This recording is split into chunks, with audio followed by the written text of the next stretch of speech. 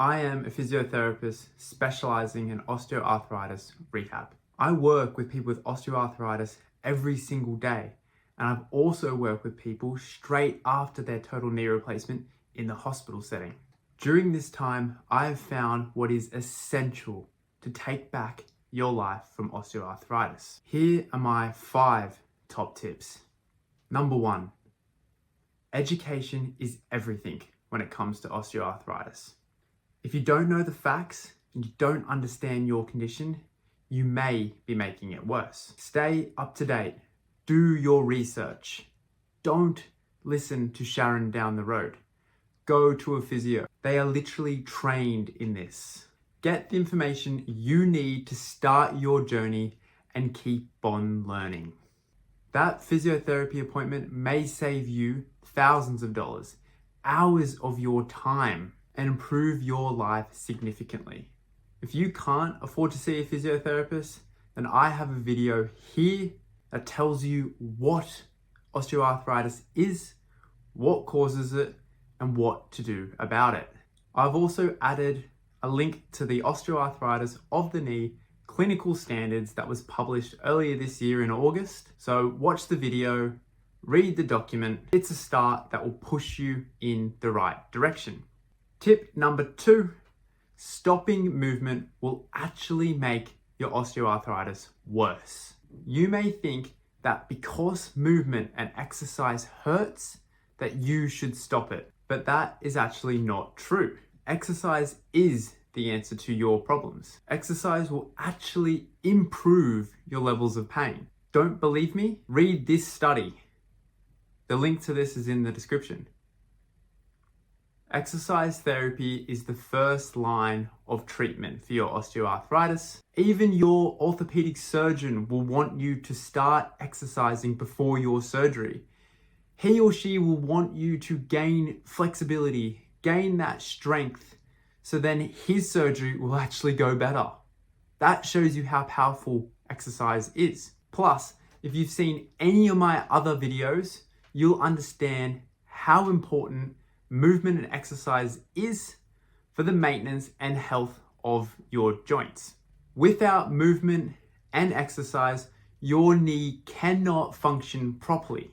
And to top it off, physical inactivity is one of the main causes of osteoarthritis in the first place. I guess that also highlights the importance of education.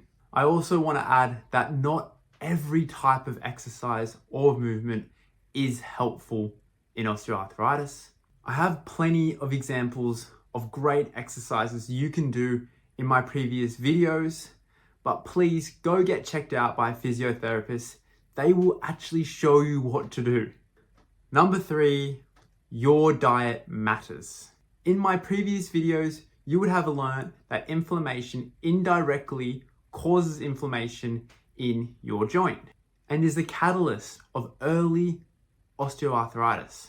There is also evidence that a diet rich in ultra-processed food also contributes to inflammation in other ways. However, I'm not a dietitian, so I'm not going to delve into that any deeper. But seriously, if you do have osteoarthritis, it may be about time to consider what you're actually putting inside your body. Your diet actually contributes more to osteoarthritis than just an increased load on your joints. Not to mention, but by cleaning up your diet, you can actually reduce the risk of developing other diseases like stroke, heart attack, cancer, diabetes, high cholesterol, high blood pressure, just to name a few. Imagine what 15 extra years of good health would actually feel like. More time with family, friends, dogs, cats, you name it. Think of all the extra money you'd save on those medical bills. You could use that towards a holiday. And a holiday that you actually enjoy, where you can go and explore, you can walk, rather than just sitting on one of those buses that most retirees seem to do these days. My tip is don't change everything at once. Make one small change each week. Change the chocolate for mango, the chips for blueberries, the soft drink for flavored mineral water. Once you've got the hang of that, change something else. Number 4, increasing your overall strength will make the rest of your life easier, not just your pain levels. The most common thing that I hear from my patients, once they start strengthening their quads, their glutes, and the rest of their legs, is how much easier the rest of their life gets. For one, they have a reduction in the pain they're experiencing in their knees, but also how much the extra strength has helped them with getting in and out of the car, getting up from the toilet or the lounge, playing with or picking up their grandchildren, and tackling the stairs when they're out in public. They say, I'm not actually worried about creating a scene when I go up the stairs anymore in public. I'm able to get up the stairs quicker and people don't stop and look at me and want to help me get up the stairs. Not only does their pain improve, but everything else in their life gets easier. Number 5, your beliefs about your recovery matter.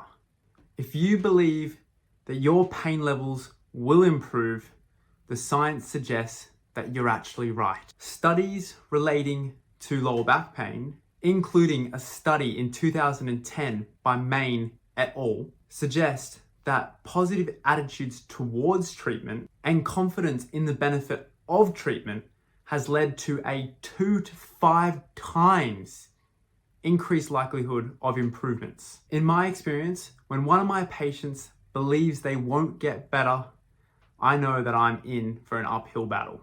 Because let's face it, why would you do anything if you believed it wouldn't help you get better? Beliefs come from proof and education. Once you see it's possible, it becomes a whole lot easier. Start to analyze your thoughts. Are they hindering your recovery or promoting it? Okay, so those are my 5 top tips for those starting your osteoarthritis journey towards a more active and pain-free lifestyle.